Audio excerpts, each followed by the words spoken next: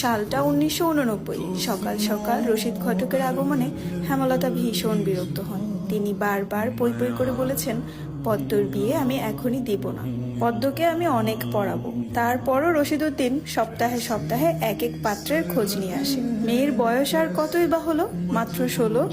শামসুল আলমের মেয়ের বিয়ে হয়েছে 24 বছরে, পদ্মর বিয়েও তখনই হবে। পদ্মর বিয়ে হবে পদ্মর পছন্দ মতো।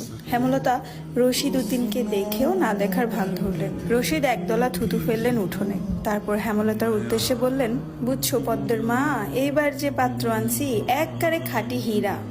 তারপর হেমলতা বিরক্ত ভরা কণ্ঠে জবাব দিলেন, আমি আমার মেয়ের জন্য এখনই পাত্র চাইনি। তবুও বারবার কেন আসেন আপনি? যুবতী মাইয়া ঘরে রাখুন বালা না। তারপর হেমলতা বললেন, মেয়েটা তো আমার, আমাকেই বুঝতে দেন না। হেমলতার কণ্ঠে বিরক্তি ঝরে পড়ছে। রশিদ অনেক চেষ্টা করেও সুবিধা করতে পারলেন না। ব্যর্থ থমথমে মুখ নিয়ে সড়কে পা রাখেন। প্রতিদিনই কোনো না কোনো পাত্র এসে হাতে টাকা গুজে দিয়ে বলবে, মোর্শেদের বড় ছেলেটারে চাই। রশিদ নিজে নিজে বিড়বিড় করে আওড়ান, গ্যারামে কি আর কোনো সেরি নাই? এই একটা সেরিরেই কেন সবার চোখে পড়তে হইব? চাইলেই কি সব পাম যায়? পূর্ণা স্কুলের জামা পরে পদ্মজাকে ডাকলো, আপা, এই আপা, স্কুলে যাবি না? আপারে। পদ্মজা পিট পিট করে চোখ খুলে কোনো মতে বলল, না। পরপরই চোখ বুজে ঘুমে তলিয়ে গেল। পূর্ণা নিরাশ হয়ে মায়ের রুমে আসে। আম্মা, আপার কি হইছে, স্কুলে যাইব না? হেমলতা বিছানা ঝাড়া রেখে পূর্ণার দিকে কড়া চোখে তাকান। রাগী স্বরে বলেন, যাইব কি, যাবে বলবি। পূর্ণা মাথা নত করে ফেলল। হেমলতার কড়া আদেশ, মেয়েদের পড়াশোনা করাচ্ছি, অশুদ্ধ ভাষায় কথা বলার জন্য নয়, শুদ্ধ ভাষায় কথা বলতে হবে। পূর্ণা মাথা নত করে দেখে হেমলতা তৃপ্তি পান। তার মেয়েগুলো মন্যতা চিনে খুবই অনুগত।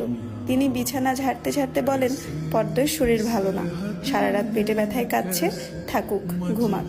পূর্ণার কিশোরী মন বুঝে যায় পদ্মজা কিসের ব্যথায় কেঁদেছিল। সে রাতে নানাবাড়ি ছিল বলে জানতো না, ভোরেই চলে এসেছে। নানাবাড়ি হেঁটে যেতে 5 মিনিট লাগে। পূর্ণাকে চুপচাপ দাঁড়িয়ে থাকতে দেখে হেমলতা বলেন, তুই যা, মাথা নিচু করে যাবি, মাথা নিচু করে আসবি। আচ্ছা আম্মা। পূর্ণা রুমে এসে আয়নার সামনে দাঁড়ালো, নিজেকে খুঁটিয়ে খুঁটিয়ে দেখলো।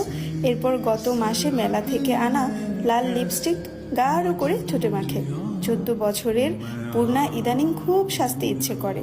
হেমলতা সেজেগুজে স্কুলে যাওয়া পছন্দ করেন না বলে পূর্ণা আগে থেকে লিপস্টিক মাখেনি।